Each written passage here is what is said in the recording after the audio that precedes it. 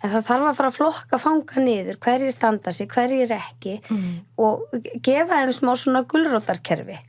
Þú veist, það brotið á föngum í dag og það alveg augljóst. Já. Og en það vill enginn berjast fyrir þeim, en það var svo flott sem ég sá í einum skemmtilegum þætti, sko, við megum ekki endilega að horfa á fangana fyrir brotin sem þeir frömdu, af því þeir ekki brotin sem þeir frömdu. Nei. Ég get alveg sagt þér það að þegar Gústi var tekinn frá okkur, þá sá ég það á mínum börnum sem ég átti fyrir hvað þau voru sorgmætt, sem þýddi það að hann var búinn að reynast heim sem óbúslega góður stjúpabbi.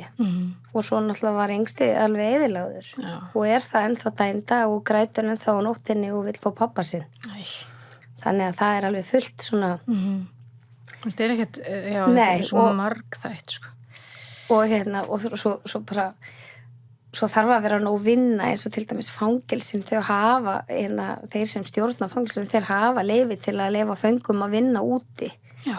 Og þá að leyfa þeim föngum sem eru hæfir til og fangaverðir svona varðstjóranir og þetta, þeir þurfa að fá miklu meiri réttindi til að fá að stjórna þessu, því að það þýðir ekkert að einhverju menn siti niður í fangelsistofnun og stjórni fangelsin og raði niður hvernig fangar eiga að vera. Nei.